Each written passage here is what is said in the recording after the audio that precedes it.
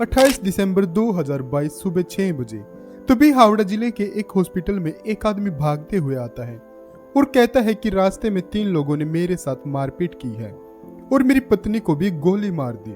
गोली लगने की बात सुनते ही पूरा अस्पताल हड़कंप मच जाता है और सभी डॉक्टर भागते हुए कार तक आते हैं।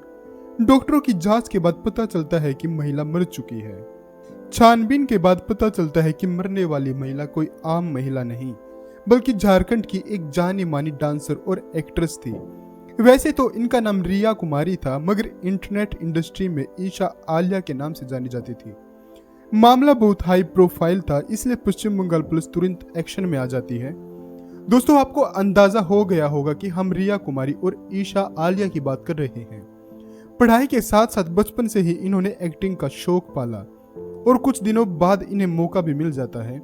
बहुत कम उम्र में ही ये म्यूजिक एल्बम में काम करना शुरू कर देती है और देखते ही देखते लोग इन्हें काफी पसंद करने लगते हैं। काम के सिलसिले में एक दिन रिया की मुलाकात प्रकाश कुमार से होती है।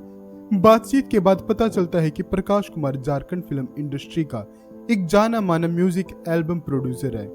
प्रकाश कुमार एक दिन रिया को मिलने के लिए बुलाता है और बातचीत के बाद रिया प्रकाश कुमार के साथ म्यूजिक एल्बम में काम करने के लिए राजी हो जाती है और इसी काम के दौरान दोनों की मुलाकात डे बाय डे होने लगती है। दोस्तों, देखते ही देखते इनकी मुलाकात प्यार में बदल जाती है और कुछ समय बाद रिया कुमारी प्रकाश से शादी भी कर लेती है। मगर शादी के बाद नई जिंदगी की शुरुआत में ही रिया को पता चलता है कि उसके साथ बहुत बड़ा धोखा हुआ है। दरअसल प्रकाश पहले से ही शादीशुदा था और उसके 3 बच्चे भी थे, मगर वो रिया से इस बात को छुपाए रखता है और धोखे से रिया को अपनी दूसरी पत्नी बना लेता है। दोस्तों, कमाल की बात तो ये थी कि उसने अपनी पहली पत्नी को भी तलाक नहीं दिया और शुरू में इस बात को लेकर रिया और प्रकाश में काफी झगड़ा होता है, मगर एक समय के बाद दोनों का रिश्ता सामान्य हो जाता है। जिसके बाद प्रकाश झारखंड को छोड़कर रिया के साथ कोलकाता में रहने लगता है। यहीं रहते हुए रिया डांसर के तौर पर अपने करियर को आगे बढ़ाती है। अब रिया एक बच्चे की मां भी बन चुकी थी और दोनों की जिंदगी ठीक ठाक चल रही थी। मगर 2022 के अंत में सब कुछ बदल जाता है। नए साल के कुछ दिन पहले रिया अपने पति के साथ काम करने के सिलसिले में झारखंड आती है और 28 दिसंबर 2022 को झारखंड से वापस कोलकाता जाने लगती है। तभी प्रकाश कुमार भागते हुए हावड़ा जिले के एक अस्पताल में पहुंचता है। प्रकाश के दावे के मुताबिक वह सुबह सुबह कुछ जरूरी काम से गाड़ी से उतरा, तभी वहां पर 3 नकाबपोश आदमी आते हैं और वह प्रकाश के साथ मारपीट करते हैं और उसका सारा सामान लूटने की कोशिश करते हैं। यह सब कुछ होता देख गाड़ी में बैठी रिया अपनी 3 साल की बेटी को गाड़ी में ही छोड़कर नीचे उतरती है और प्रकाश की मदद करने लगती है। प्रकाश के बयान के मुताबिक वह तीनों गुंडे लूटपाट करने की कोशिश करते हैं और उसे बुरे तरीके से मारते हैं। यह सब देखकर रिया बीच बचाव करने आती है और उनको रोकने की कोशिश करती है। तभी एक बदमाश अपनी बंदूक निकालता है और रिया को गोली मार देता है। प्रकाश के मुताबिक लूटपाट की घटना सुबह के लगभग 5:30 से 6 बजे के बीच हुई थी। रिया को गोली गाड़ी के बाहर मारी गई थी, इसलिए गोली मारते ही जब गुंडे भाग जाते हैं तो वे रिया को गाड़ी में डालता है और अस्पताल ले आता है। प्रकाश की बातें सुनते ही डॉक्टर की टीम कार तक आती है और जांच करते ही कंफर्म कर देती है कि रिया मर चुकी है। रिया की मौत की बात सुनते ही प्रकाश पागलों जैसी हरकतें करने लगता है और चीखना चिल्लाना शुरू कर देता है। जिसके बाद कोलकाता पुलिस की एक टीम भी अस्पताल पहुंच जाती है और कागजी कार्रवाई पूरी करने के बाद रिया के शव को पोस्टमार्टम के लिए भेज देती है और पुलिस प्रकाश की गाड़ी को भी फोरेंसिक जांच के लिए भेज देती है। शुरुआती दौर की पूछताछ में तो प्रकाश का बयान बदलने लगता है। पहले वह कहता है कि वह पेशाब करने के लिए गाड़ी से उतरा था। थोड़ी देर बाद वो कहता है कि बेटी रोने लगी थी, इसलिए हमने गाड़ी रोकी थी।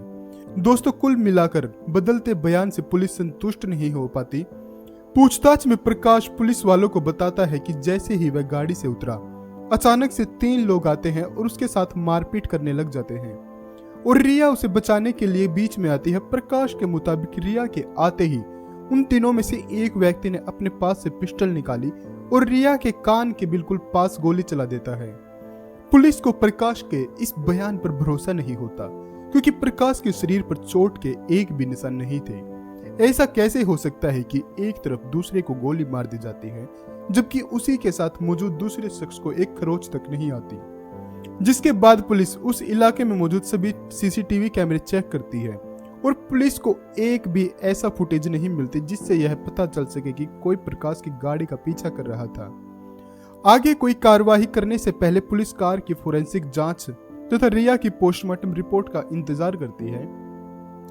जब रिया की पोस्टमार्टम रिपोर्ट आती है तो एक अलग ही खुलासा होता है।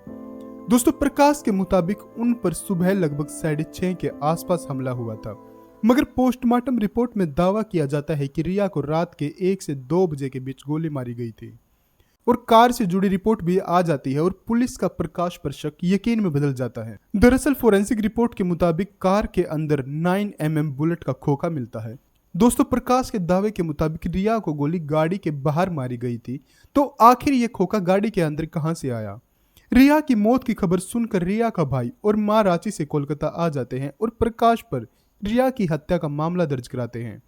ये लोग एक और खुलासा करते हैं कि लगभग कुछ ही दिनों पहले ही रिया और प्रकाश का काफी झगड़ा हुआ था, जिसके बाद प्रकाश घर छोड़कर चला जाता है।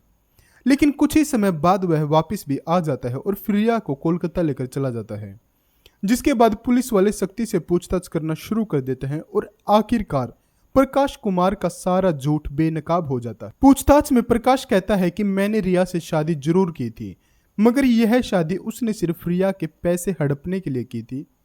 रिया को दिखाने के लिए वह अपनी पत्नी से अलग रहता था, जबकि असलियत में वह अभी भी अपनी पहली पत्नी के साथ था। शादी के कुछ ही महीनों बाद प्रकाश रिया को अपने रास्ते से हटाने की कोशिशों में जुट जाता है, मगर कई कोशिशों के बावजूद भी वह कामयाब नहीं हो पाता और अंत में प्रकाश अपने भाई संदीप कुमार के साथ मिलकर रिया के खिलाफ एक साजिश रचता है, जिसके बाद प्रकाश साजिश को अंजाम तक पहुंचाने के लिए रिया को लेकर कोलकाता के लिए निकल जाता है। मगर रास्ते में जब रिया को नींद आ जाती है तो प्रकाश इसका फायदा उठाकर सोई हुई रिया को गोली मार देता है और वहां से भाग जाता है। प्रकाश कुमार ने अपने बयान में हत्या की साजिश में अपने भाई संदीप को भी शामिल बताया था, इसलिए पुलिस संदीप की तलाश में भी जुट जाती है और फाइनली 31 दिसंबर 2022 को संदीप को भी गिरफ्तार कर लिया जाता है। पुलिस की जांच में एक और व्यक्ति का नाम आता है जिसने प्रकाश और संदीप को बंदूक उपलब्ध कराई थी। दोस्तों, पहले तो दावा किया जाता है कि प्रकाश बस रिया से पीछा छुड़ाना चाहता था, इसलिए उसने यह हत्या करवाई, मगर आगे की जांच में खुलासा होता है वास्तव में प्रकाश लाखों के कर्जे में डूबा हुआ था। उसका पिछला कुछ फिल्मी प्रोजेक्ट फ्लॉप हो गया था और इस कारण वह कर्जे में आ चुका था, जिसके बाद वो सोचता है कि अगर रिया की डेथ हो जाए तो जो लाखों रुपए का इंश्योरेंस के पैसे हैं वो उसे मिल जाएंगे। इन पैसों के बल पर वह अपना कर्जा भी चुका सकता है और फिर ऐशो आराम की जिंदगी भी काट सकता है। दोस्तों, जब रिया की हत्या की गई थी उस समय कार में रिया की एक 3 साल की बेटी भी मौजूद थी। जबकि रिया को गोली मारी गई तब यह बच्ची भी सो रही थी, इसलिए यह पुलिस को बहुत कुछ नहीं बता पाती। दोस्तों, आपके अनुसार इन आरोपियों को क्या सजा मिलनी चाहिए, कमेंट में जरूर बताइएगा।